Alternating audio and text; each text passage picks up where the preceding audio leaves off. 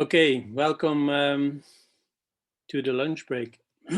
This is an atypical research on what the essence of an art school is, what is the relevance of an art school.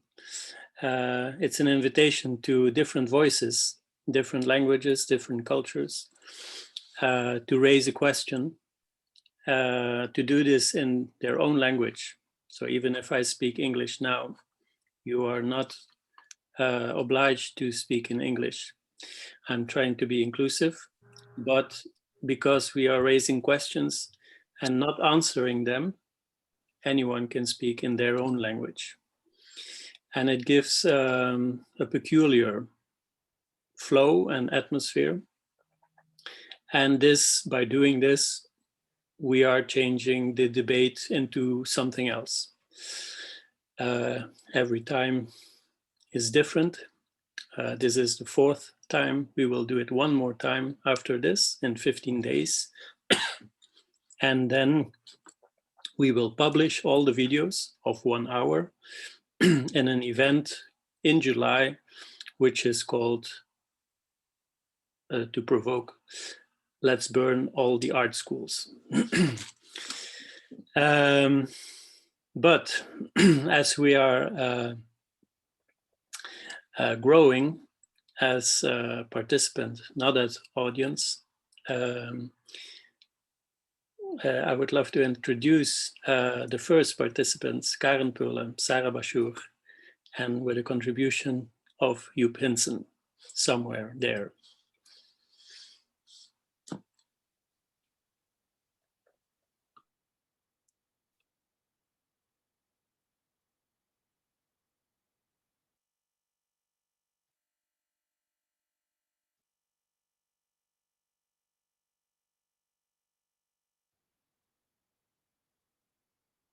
Al dente. It's not a cooking program. Yeah, it shows that you're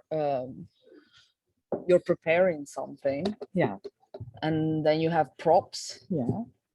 And it's all premeditated. Yeah. Like a very sad murder. Yeah. And what You're gonna cook and kill something. Every time that you taste the water, yeah, you add so much salt that for me, it looks like unhealthy. Then I think you pour so much salt in it. Yeah. And then you put even more salt in it. So it's actually, it feels like the Dead Sea. I remember when, you know, I don't know, a very big wave hits your face and then the water goes up to your nostrils. Yeah. Like that saltiness that stays behind your throat. Yeah. That's the taste of the sea. Like you have to have it, I think, to understand. Or when you try to swim in the first wave. Yeah. Then it comes in your nose and then directly it hurts also. Yeah. But the way you taste it, it's not about hurting, but it has to do with with the kind of condition you think the pasta. It's like preparing a bed for the pasta to dive into, like the Venus, into the sea, and then this taste. Yeah. Actually, what you learn here is that the taste of the salt goes directly in the pasta. So actually, it's this osmosis. Yeah. Because it gets like something dry that gets hydrated and it takes the flavor of the water. Yeah. So the water needs to be already salted. Yeah. Flavored. But that requires a sort of like knowledge beforehand. Because if you don't know how the sea tastes like, then you cannot salt the water, I guess. When you do that, the salt is not inside the pasta, it's outside. So the moment that you put it in your mouth, you taste the salt, and then when it's gone, like your mouth is used to the saltiness, and then it experiences the pasta even more tasteless, because it's like But can It's you like what- add? Is it No, you is it cannot add afterwards. because the It Parmesan needs- cheese, for example? Yeah. It's also because of the salty taste Yeah, that it's used. Mhm. And actually, what I hear from you is that the salt water has to be in such a good condition Yeah, that there is no salt needed anymore. it's a sort of Yeah. metaphor for love, that it's something that it's not easy. Also to calibrate it, to deal with it, the amount, like loving too much, loving too little, like it's different. Yeah, difficult balance that you need to find, like salting the water, and that there is this misconception, or maybe it's true that salt hurts like love.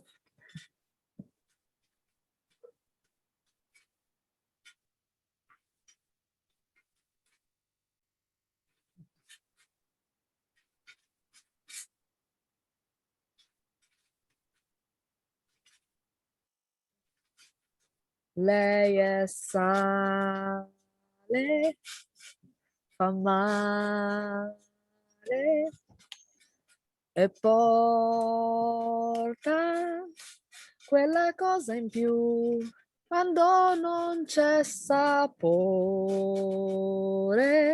a amore, e sale di una vita che ha senso solo quando il movimento è buono e lento. I think. Amore, amore. Yeah. Can you Like a explain a recipe. bit about? Yeah. I can sense it. Yeah. Al dente.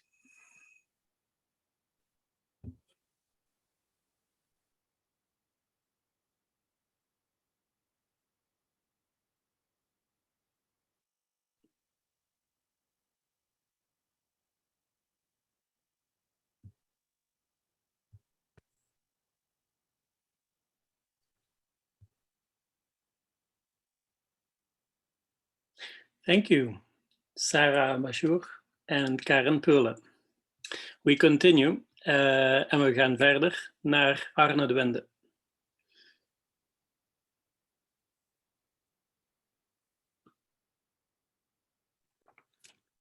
Hi, everyone. I'm going to read some stuff entitled The Feedback Machine. Part 1. What feedback do I give? The Art of Giving Meaningful Student Feedback by Melissa Purty. I quote Melissa. The words we use with students have long-lasting power. They build or damage relationships and influence a child's perception for years to come. The goal of feedback is to communicate information about learning. The trick is to make constructive feedback seem like a helpful hint rather than criticism. To give students feedback that will make them thrive, try the following tips. 1. Notice what is successful. Always begin by noticing something successful and mentioning it. This does 2 great things. It works to build a positive relationship with the student, and it starts your conversation off on a good note. Using this strategy will make students and adults more receptive to constructive criticism. 2. Be specific. Using general language like "that looks great" or "it's not done yet" gives students almost no information about what they are learning. Always describe the specific part of the work or skill for which you're providing feedback. Sample comments might include, I quote, "I see that you've used all 5 levels of value in your work. Good job." Second example, "I like how you drew your image, but notice it's missing some of the 5 values we practice." End of quote. 3. The third hint. Ask questions. Asking questions about student work can lead to a more student-directed feedback conversation. To help students identify specific issues, start with questions like, what are you adding next? Or, is your work finished? After you gauge where students are in their work process, you can create more specific questions. You might consider, some examples, your drawing is beautiful, but it's hard to see all the details from far away. What do you think might fix that? End of quote. Second example. This section of your painting has interesting colors and textures, but I noticed the foreground doesn't look as finished. What are you planning to do there? End of quote. Asking open-ended questions makes the student your problem-solving partner and gives you an opportunity to model the thought process behind analyzing artwork. Fourth tip. Comment on effort. Sometimes the most meaningful feedback isn't about art. It's about engagement or perseverance. Studies have shown that this type of feedback puts students in a growth mindset, increasing learning and achievement. Phrases like the following can help students see hard work pays off. Examples. I appreciate that you're always willing to answer the questions I ask the class. Thank you for participating so often. End of quote. Second example. I noticed you working on making that shape correctly until you figured it out. Good work. End of quote. Using this kind of feedback builds relationships, increases learning, and teaches students how to think about work analytically. Okay. Part 2 of the presentation on the feedback machine. Title, What Feedback Do I Get? Survey of the course Semiotics, lectured by Arne De Winde. And for the participants, I will include some screenshots in the chat box. Just a second.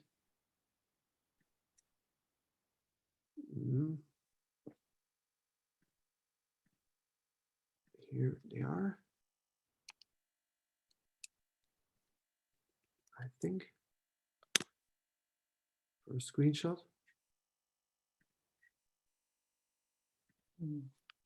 Second screenshot. Yeah. Part 2. What feedback do I get? Survey of the course Semiotics. Section 1.10 in Dutch. Welke suggesties ter verbetering heb je voor de lesgever? Ik heb geen specifieke suggesties te geven. Samenhang brengen in de leerstof. Snoeien in het overaanbod. We hebben ook nog andere vakken. Geen opdrachten erbovenop vlak voor de blok. Mails op kerstavond en nieuwjaarsdag gaan er wat over. Meer voorbeelden van mogelijke examenvragen. Meer structuur en minder moeilijke teksten geven vertaling in het Nederlands. Structuur en duidelijkheid. Soms wist ik niet goed wat er van mij verwacht werd. Duidelijkere doelstellingen. Het onderscheid tussen hoofd- en bijzaak is niet altijd duidelijk. Houd er rekening mee dat niet alle leerlingen vlot de teksten kunnen lezen. Duidelijkheid. Minder afdwalen. Soms was het een beetje te chaotisch. That was my intervention. Many thanks. Thank you, Arne De Winde. We continue with Eleni Kamma. Yes. Okay, that will be super improvisational because I was invited today. I think my question is mainly evolving around the social role of the artist and how institutions are dealing with that. Maybe just to say something, because I like to start from a personal point of view.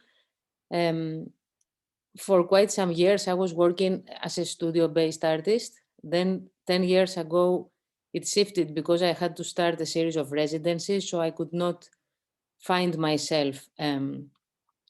I could not find myself in just working in the studio in a new context that I did not know and I could not understand, or maybe did not speak the language. So I started shifting role and I started becoming a little bit like an amplifier and trying to invite the local voices to speak on subjects they knew much more than me in the places I was visiting.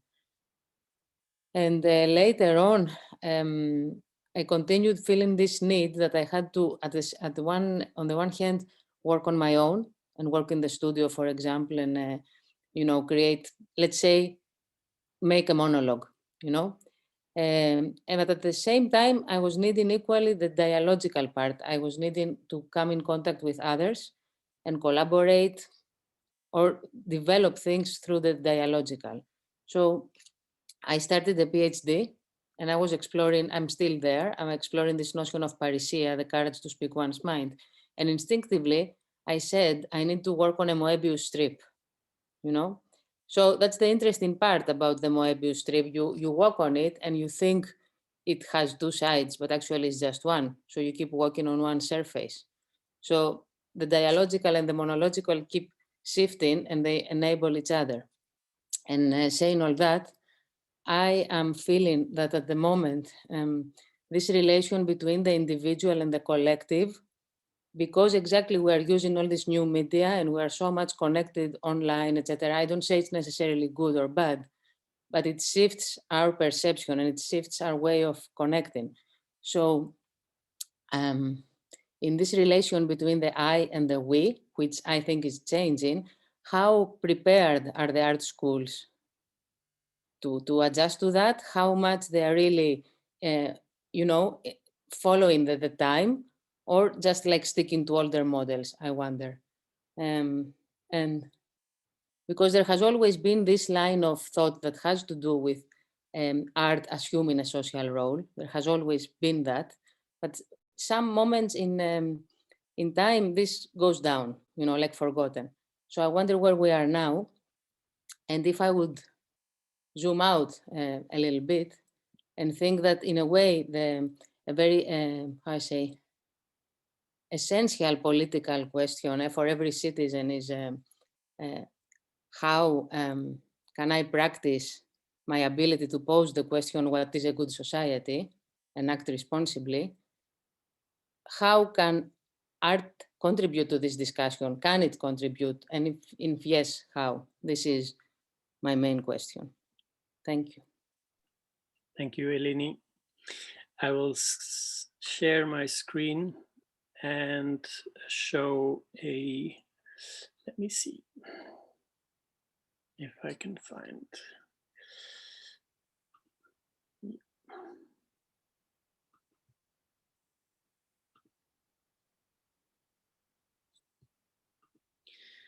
A contribution by Sara Bomans. Can you see vraag van Sara Bomans?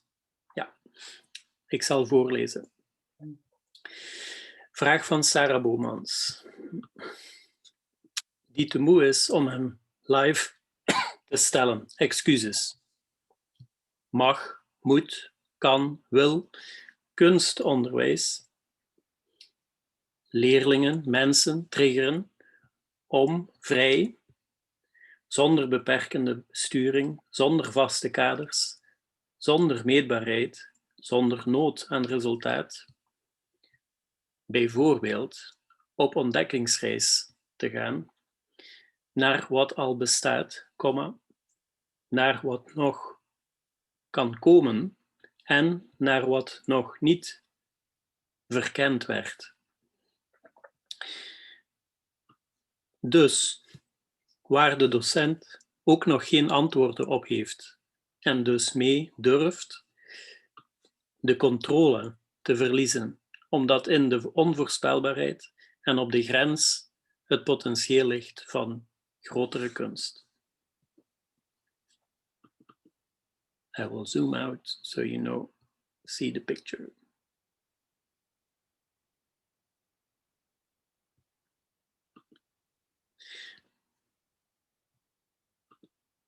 This was the contribution of Sara Bomans. We gaan verder en we nodigen Emma Ribbens uit om haar vraag te stellen. So I also was invited today, so I didn't thought too long about it. But the main thing I'm these days thinking about, it's a Dutch sentence, and it's het diepste respect hebben voor wat je niet kan vatten was a quote I found. So having the deepest respect of something you cannot come with your head with, like. And my question for art school is more like, how can you keep the magic in your work and in things you cannot find with your heart, with your head, but with your heart, and that we don't want to explain everything and keep some things open. And I think we're killing the magic in art school. So that's my question: is how do we keep magic and fantasy in art school? So that's my contribution question. Dank u, Ribbens. We continue and we ask Fabian Seibert to raise a question. Hi, everyone. Yeah, my question would be how we could prevent art schools from producing artists that try to be not understood.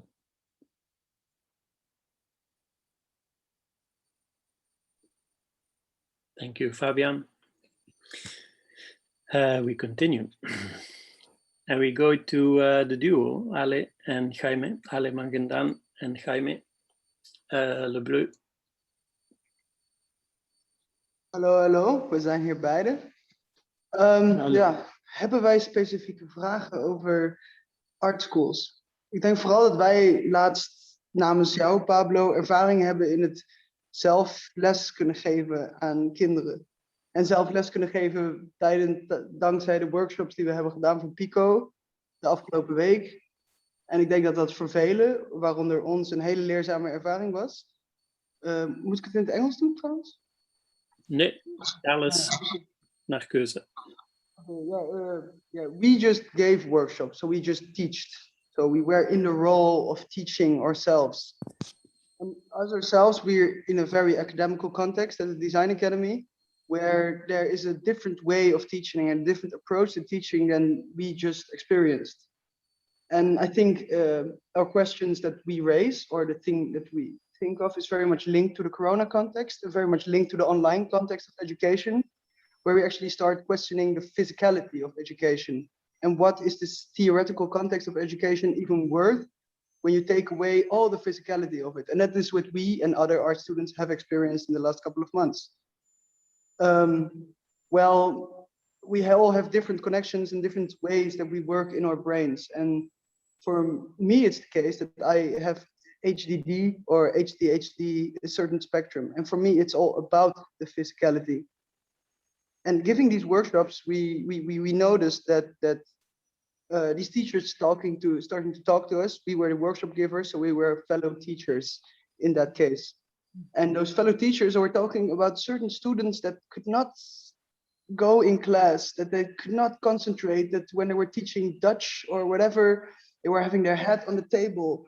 And in this sort of class, where you feel that there's an actuality, you know, to your practice, that these guys, they got introduced to metal, because we built a knight's armor together with this class that never worked with metal before, 16-year-olds. It turned out great because there was an actuality to the project. And for us, how can we, in a current online context, make students for an art school feel that they're actually doing something? And I think that's our contribution for tonight, or this lunch. Do you want to say something still? No, it's fully what kind of happened. Okay. Thank you, Ale and Jaime. Thank you. We continue and we go to Sofie Stichnoth. Hey, Sofie. Hi, I'm thinking about how do you give students enough room to breathe? Like, if you go to schools, people want to go experimental, and sometimes I feel like, can we give enough room for our children to do that? And I have my experience that I didn't feel like that in my art school. Like, if we go too far, there'll be like, no, you should be more like they put you in a box in a certain way. Maybe we should give them more, space. But how do you approach that? In my view, it's gonna be it's difficult, especially for the teachers. They go in a certain way. Like, how do you approach that? That's my point. Thank you, Sophie. We continue and we go to Betina Abi Habib. Hey, Betina. Sorry to arrive so late also. Yes, for me, the question was actually about how international art programs, I would say, or international institutions or art institutions who want to be international, how big of a load do they take on, or how much homework do they have to do with regards to that? Like, when can you actually become an international, when can you actually be dealing with an international group? How much of each student or each different person's context you have to know?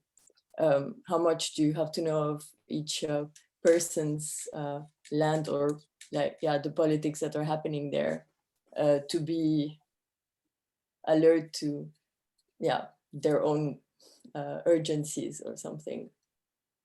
So I feel this is something difficult to tackle and important, because of course we all have shared experiences, but sometimes it's not enough to all be together. There has to be some homework on behalf of the institutions more than the students themselves, I think. Thank you, Betina. Thank you. I share my screen for the last contribution of myself.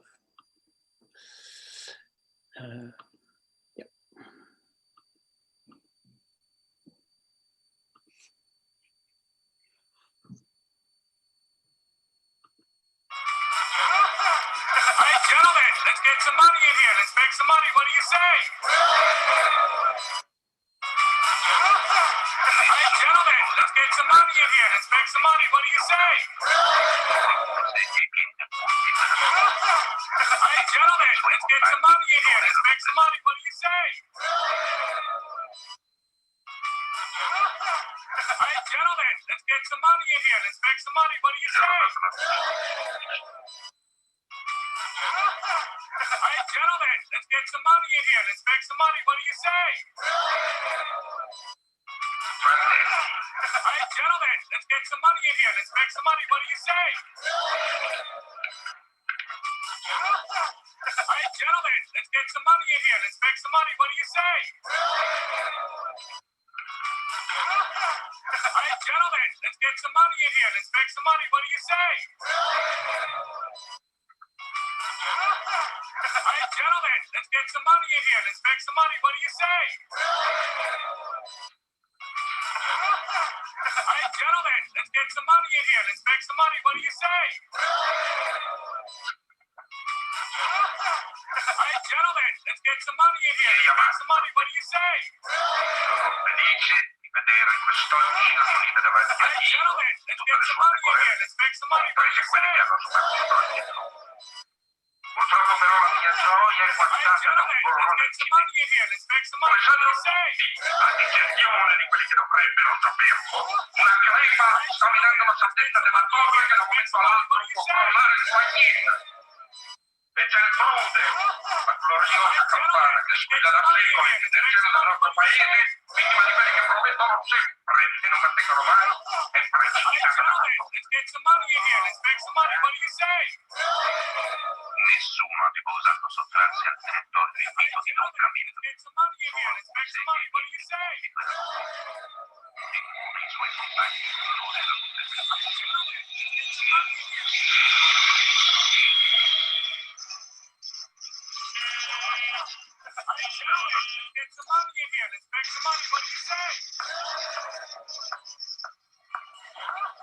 General Ripper, sir.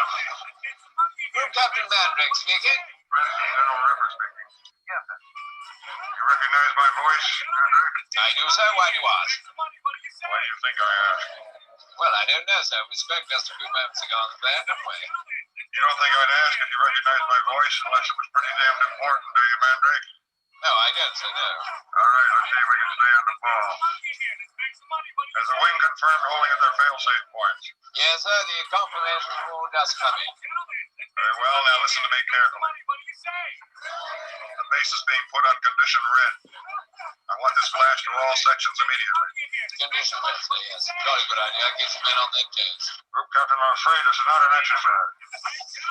Not an exercise, sir. I shouldn't tell you this, Mandrake, but you're a good officer and you have a right to know. Looks like we're in a shooting war. Hell. Are the Russians involved? Just came in on the red phone. My orders are for this base to be sealed tight, and that's what I mean to do. Seal it tight. Now, I want you to transmit Plan R for Robert, to the wing. Plan R for Robert. You see that, Benz? Looks like it's pretty hairy. Yes. R for Robert. Now last, and possibly most important, I want all privately owned radios to be immediately impounded. They might be used to issue instructions to saboteurs. As I previously arranged, Air Police will have lists of all owners, and I want every single one of them collected without exception. After you've done that, report back to me. Gentlemen, let's get some money in here. Let's make some money. What do you say?